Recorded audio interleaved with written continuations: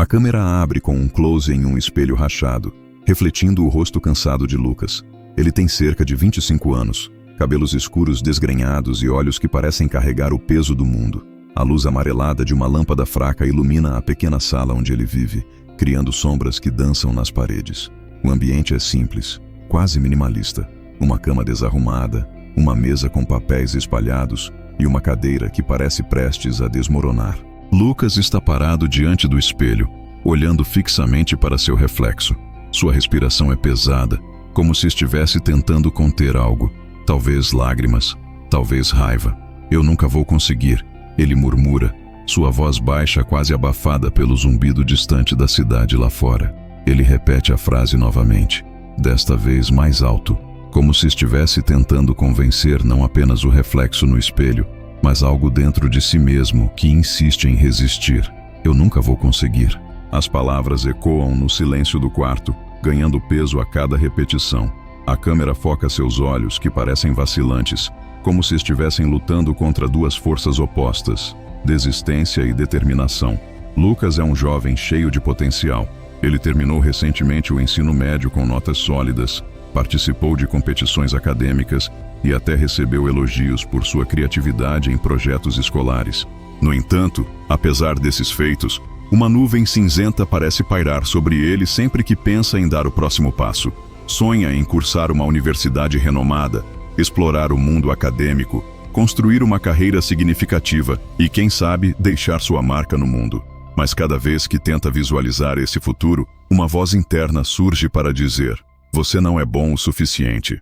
Essa crença limitante havia se tornado uma sombra constante em sua vida, moldando suas decisões e paralisando seus movimentos. Mas o que exatamente são essas crenças limitantes? Para Lucas, elas são as vozes automáticas que surgem em momentos cruciais de decisão, como um eco distante de dúvidas plantadas ao longo de sua trajetória. Para entender melhor, devemos mergulhar no conceito. Crenças limitantes são pensamentos profundamente enraizados que nos dizem que somos incapazes ou inadequados de alguma forma. Elas atuam como filtros mentais que distorcem nossa percepção da realidade, reforçando ideias negativas sobre nós mesmos e nosso potencial. São frases como: não sou inteligente o suficiente, o sucesso é só para os outros, ou sempre falho no final, que nos mantém presos em ciclos de autossabotagem e frustração. A cena de Lucas diante do espelho ilustra perfeitamente como essas crenças operam de maneira subconsciente. Ao se ver refletido, ele está confrontando não apenas seu próprio rosto, mas também todas as narrativas internas que construíram essa imagem de si mesmo. Ele não percebe que essas vozes não são verdades absolutas, mas sim construções baseadas em experiências passadas, mensagens recebidas de terceiros e padrões de pensamento que foram perpetuados ao longo dos anos. Para muitos, incluindo Lucas, essas crenças parecem ser verdades inquestionáveis porque estão tão integradas à nossa identidade que mal notamos sua presença. Elas funcionam como programas invisíveis rodando em segundo plano, influenciando nossas ações sem que tenhamos consciência disso. Por exemplo, quando Lucas hesita em enviar sua inscrição para a universidade, ele pode racionalizar sua decisão dizendo que ainda não está pronto ou que outros candidatos são melhores. No entanto, essas justificativas são apenas camadas superficiais que escondem a verdadeira força motriz por trás de sua inação, a crença profunda de que ele simplesmente não pertence àquele espaço. As consequências dessas crenças podem ser devastadoras. Elas não apenas impedem pessoas como Lucas de perseguir seus sonhos, mas também afetam sua saúde mental, autoestima e relacionamentos. A autossabotagem torna-se um ciclo vicioso. Quanto mais Lucas evita enfrentar seus medos, mais ele reforça a crença de que não é capaz. E assim, a sombra cresce, obscurecendo ainda mais sua visão do futuro. Mas nem tudo está perdido. O primeiro passo para romper esse ciclo é reconhecer que essas crenças existem e que elas não definem quem somos. É aqui que começa a jornada de Lucas e de tantos outros que enfrentam desafios semelhantes. Diante do espelho, ele começa a perceber que aquela voz que o chama de incapaz talvez não seja realmente dele. Talvez ela tenha sido implantada ali por outras pessoas, por experiências traumáticas ou até mesmo por interpretações equivocadas de eventos passados. Esse momento de lucidez é crucial. É o ponto de partida para questionar as crenças limitantes e começar a substituí-las por novas narrativas mais empoderadoras. Enquanto Lucas fecha os olhos e respira fundo, ele sente algo mudar dentro de si. Não é uma transformação imediata, mas uma semente de curiosidade que começa a brotar. Ele decide escrever suas crenças no papel, dando-lhes forma concreta pela primeira vez. Eu nunca vou conseguir. Ele anota, seguido de sou burro demais para isso e ninguém vai me levar a sério. Ao colocar essas frases no papel, ele percebe que elas já não parecem tão poderosas quanto antes. Estão expostas, vulneráveis, prontas para serem questionadas. Essa cena inicial serve como uma introdução poderosa ao tema das crenças limitantes. Ela ilustra não apenas como elas surgem e se manifestam na vida cotidiana, mas também como começam a perder força quando as enfrentamos diretamente. A jornada de Lucas é apenas o começo, uma porta aberta para explorar como podemos identificar, compreender e superar essas barreiras invisíveis que nos impedem de alcançar nossos objetivos. A contribuição do psicólogo, desvendando as origens das crenças limitantes. Enquanto Lucas se preparava para mergulhar mais profundamente em sua própria mente, ele decidiu buscar ajuda profissional. Foi assim que conheceu o Dr. Eduardo, um psicólogo experiente especializado em desenvolvimento pessoal. A câmera corta para uma sala clara e acolhedora, decorada com tons neutros que transmitem tranquilidade. O Dr. Eduardo, um homem de meia-idade com óculos redondos e uma expressão calorosa, senta-se em uma poltrona confortável, enquanto Lucas ocupa a cadeira à sua frente. A luz suave entra pela janela, criando um ambiente propício para conversas profundas. Lucas, você mencionou que tem dificuldade em acreditar em si mesmo. Começa o Dr. Eduardo, ajustando os óculos. Vamos explorar de onde essas vozes vêm. Ele explica que as crenças limitantes geralmente têm raízes profundas, muitas vezes formadas durante períodos críticos da infância. Nossa mente é como uma esponja durante os primeiros anos de vida, diz ele, enquanto faz um gesto com as mãos como se estivesse segurando algo invisível. Absorvemos informações e interpretações do mundo ao nosso redor, muitas delas vindas de figuras de autoridade como pais, professores e até pares. O Dr. Eduardo prossegue explicando que, embora essas influências possam ser bem intencionadas, elas nem sempre são benéficas. Muitas vezes, comentários casuais ou críticas construtivas podem ser interpretados de maneira errônea por crianças que ainda estão desenvolvendo sua autoimagem. Ele cita um exemplo clássico. Imagine uma criança que recebe constantemente feedbacks como "você precisa se esforçar mais" ou "isso não está bom o suficiente". E mesmo que os adultos estejam tentando motivar a criança, ela pode internalizar essas mensagens como "eu não sou bom o suficiente". Lucas assente, reconhecendo imediatamente aspectos de sua própria experiência. Ele recorda como, durante seus anos escolares, sua mãe frequentemente o comparava aos primos mais velhos, que eram considerados modelos de sucesso acadêmico. Ela nunca quis me magoar, reflete Lucas, mas eu sempre senti que estava abaixo do esperado. O Dr. Eduardo confirma que essas comparações, mesmo quando bem intencionadas, podem criar uma narrativa interna de inferioridade. As crianças não têm a capacidade cognitiva para contextualizar essas mensagens, explica ele. Elas tendem a generalizá-las, transformando-as em verdades absolutas sobre si mesmas. Além das influências familiares, o Dr. Eduardo destaca o impacto significativo que experiências traumáticas podem ter na formação de crenças limitantes. Traumas emocionais, como bullying na escola ou fracassos públicos, podem deixar marcas profundas, diz ele. Esses eventos podem gerar crenças como "eu não sou aceito" ou "sempre serei rejeitado", que se cristalizam ao longo do tempo. Ele menciona o caso de outro paciente que, após ser ridicularizado por uma apresentação escolar falha, desenvolveu uma aversão intensa a falar em público. Mesmo décadas depois, essa crença continuava a limitar suas oportunidades profissionais. Para Lucas, essas explicações trouxeram uma nova perspectiva sobre suas próprias crenças. Ele começou a perceber que suas dúvidas sobre sua capacidade intelectual provavelmente tinham origem nas comparações constantes de sua mãe e em algumas experiências escolares frustrantes. "É como se eu tivesse construído uma fortaleza ao meu redor", disse ele usando uma metáfora sugerida pelo Dr. Eduardo. "Essas crenças limitantes são os tijolos que me impedem de sair. O doutor Eduardo então enfatizou que, embora essas crenças sejam duradouras, elas não são imutáveis.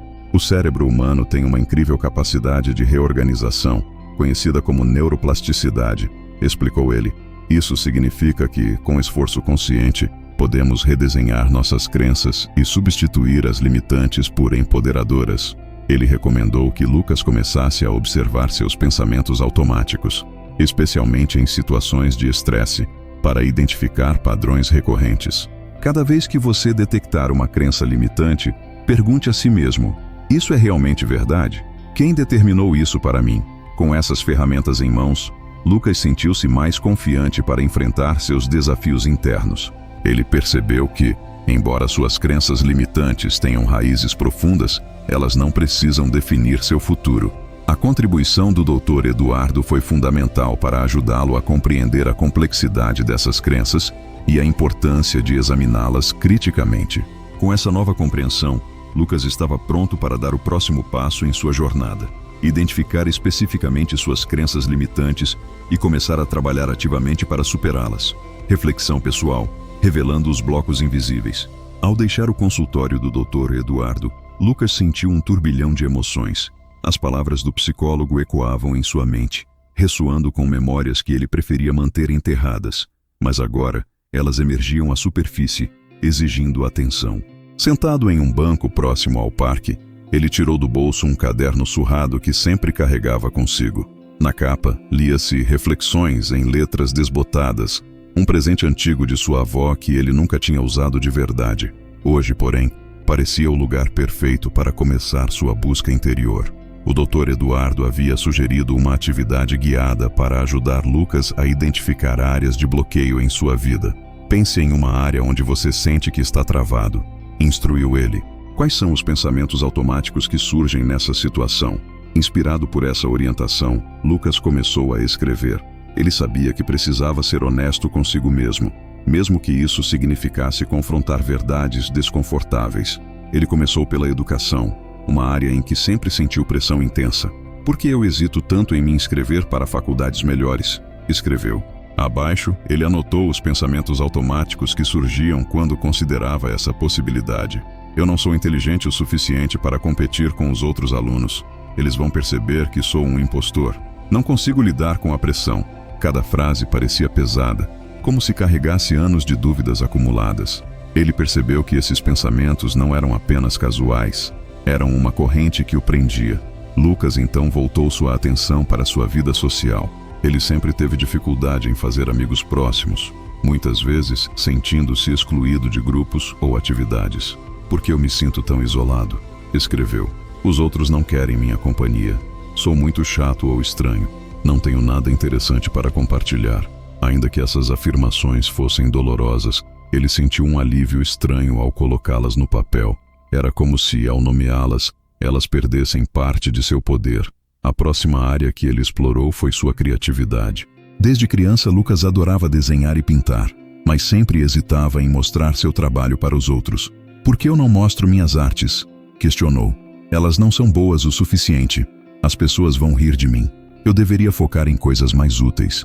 Aqui, ele percebeu um padrão claro. Sempre que algo era importante para ele, ele encontrava uma maneira de desvalorizá-lo. Era como se estivesse protegendo a si mesmo da dor de ser rejeitado. Ao revisar suas anotações, Lucas percebeu algo crucial. Todos esses pensamentos giravam em torno de uma mesma narrativa central. Eu não sou bom o suficiente. Esta frase parecia ser o alicerce de todas as suas crenças limitantes, conectando áreas tão diferentes quanto sua vida acadêmica, social e criativa. Ele sentiu um nó na garganta ao reconhecer isso, mas também uma sensação de clareza. Finalmente, ele entendia que esses obstáculos não eram separados. Eles faziam parte de um sistema interligado que o mantinha preso. Com essa nova compreensão, Lucas decidiu dar um passo adicional. Ele escreveu a seguinte frase no topo de uma página em branco. O que eu diria a um amigo que estivesse pensando assim? Ele sabia que seria mais gentil e encorajador com outra pessoa do que consigo mesmo. Então, começou a responder. Você é mais talentoso do que pensa. Seus desenhos trazem beleza ao mundo. Você merece estar em uma boa faculdade. As pessoas gostam de você pelo que você é. Ao reler essas frases, ele sentiu uma leveza incomum. Era como se estivesse começando a desmontar, pedaço por pedaço, a fortaleza que havia construído ao seu redor. Essa atividade de reflexão pessoal foi um divisor de águas para Lucas. Pela primeira vez, ele conseguiu ver suas crenças limitantes como algo tangível e específico, em vez de uma névoa indistinta que o envolvia. Ele percebeu que, embora essas crenças fossem poderosas, elas não eram invencíveis. Ao nomeá-las e questioná-las, ele estava criando espaço para novas possibilidades. Com o coração um pouco mais leve, Lucas guardou seu caderno e começou a caminhar de volta para casa, pronto para continuar sua jornada de transformação. Cena final. O primeiro passo. Rumo à transformação. Ao retornar ao seu apartamento, Lucas sentia uma mistura peculiar de alívio e ansiedade. O peso de suas crenças limitantes ainda estava presente, mas agora ele conseguia discernir seus contornos, como se tivesse finalmente acendido uma luz em uma sala escura.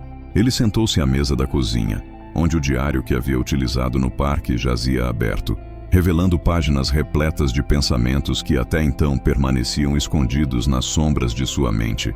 Com a caneta firme em sua mão, ele decidiu dar o próximo passo, organizar suas descobertas de forma sistemática, para que pudesse enfrentá-las de maneira estratégica. Lucas começou a transcrever suas anotações em categorias claras, dividindo-as pelas áreas principais de sua vida: educação, relacionamentos e criatividade. Em cada categoria, ele listou as crenças limitantes específicas que havia identificado anteriormente. Sobre a educação, escreveu: "Não sou inteligente o suficiente, sempre serei rejeitado pelos outros alunos, vou falhar sob pressão." Na seção dos relacionamentos sociais, anotou: "Sou invisível para os outros, minhas opiniões não importam, não sou interessante o suficiente para ser aceito." Finalmente, sobre sua criatividade, registrou: "Meu trabalho não tem valor, as pessoas vão rir de mim, deveria focar em coisas mais úteis." Ao lado de cada crença, ele adicionou uma coluna com a pergunta que o Dr. Eduardo lhe havia ensinado: "Quem determinou isso para mim?" Ele começou a preencher as respostas, buscando conexões com suas experiências passadas. Por exemplo, ao lado de "não sou inteligente o suficiente", escreveu: "Minha mãe, ao me comparar com meus primos." Junto de "sou invisível para os outros", anotou: "bullying na escola, quando me excluíam dos grupos." E ao lado de "meu trabalho não tem valor", escreveu: "um professor que minimizou meu desenho em uma exposição escolar." Esse exercício de organização trouxe clareza a Lucas. Ele percebeu que várias de suas crenças tinham origens externas, provenientes de comentários ou eventos isolados, que na época ele não tinha maturidade suficiente para processar de forma crítica. Agora, ao catalogá-las, ele começava a enxergá-las como construções arbitrárias, não como verdades absolutas. "Essas crenças não foram escritas por mim", pensou consigo mesmo. "Foram plantadas por outras pessoas ou por interpretações equivocadas de acontecimentos. Eu posso reescrevê-las." Decidido a não parar por aí, Lucas reservou uma página no diário para registrar evidências contrárias às suas crenças limitantes. Ele sabia que o próximo passo seria desafiá-las ativamente, mas precisava começar reunindo provas que contradissessem essas narrativas negativas. Sob "não sou inteligente o suficiente", ele escreveu: "Terminei o ensino médio com boas notas, apesar das dificuldades. Participei de competições acadêmicas e fui elogiado pelos professores." Sob "sou invisível para os outros", anotou: "Tenho amigos que sempre me procuram em momentos difíceis. Ajudei colegas em projetos escolares e eles me agradeceram." E sob "meu trabalho não tem valor", registrou: "Recebi elogios por alguns desenhos que expus anonimamente online. Uma amiga disse que meu trabalho a inspira." Esse processo de listar evidências contrárias foi libertador. Lucas percebeu que, embora suas crenças limitantes parecessem convincentes, elas não eram sustentadas pela realidade. Ele estava começando a construir uma nova narrativa, baseada em fatos concretos e experiências positivas. Ao terminar essa etapa, ele sentiu uma sensação de controle que há muito tempo não experimentava. Era como se estivesse pegando as rédeas de sua mente, assumindo o comando de sua própria história. Finalmente, Lucas dedicou uma última página do diário para anotar pequenas ações que poderia tomar para começar a desafiar suas crenças. Decidiu que iria se inscrever para pelo menos uma universidade, além de sua zona de conforto. Também planejou participar de um evento social em sua comunidade mesmo que isso o deixasse nervoso, e prometeu a si mesmo que mostraria um de seus desenhos para alguém de confiança, como um primeiro passo para superar o medo de julgamento. Ao fechar o diário, Lucas sentiu um peso sendo retirado de seus ombros. Ele sabia que ainda havia um longo caminho pela frente, mas pela primeira vez sentiu que estava no controle. As crenças limitantes que o haviam paralisado por anos estavam começando a perder força, e ele estava pronto para seguir em frente. Com um sorriso discreto, ele guardou o caderno na gaveta, prometendo a si mesmo que continuaria a voltar a ele sempre que precisasse lembrar de sua jornada de transformação. Ao acompanhar Lucas em sua jornada inicial de autoconhecimento, ilustra vividamente como as crenças limitantes podem moldar nossas vidas. Da cena inicial diante do espelho à atividade de reflexão pessoal e ao processo de catalogação e questionamento, a narrativa destaca a importância de identificar essas crenças para poder superá-las. Este conteúdo é apenas o início, mas já oferece as ferramentas fundamentais para que Lucas, e qualquer espectador ou leitor, possa dar os primeiros passos rumo a uma vida mais livre e empoderada.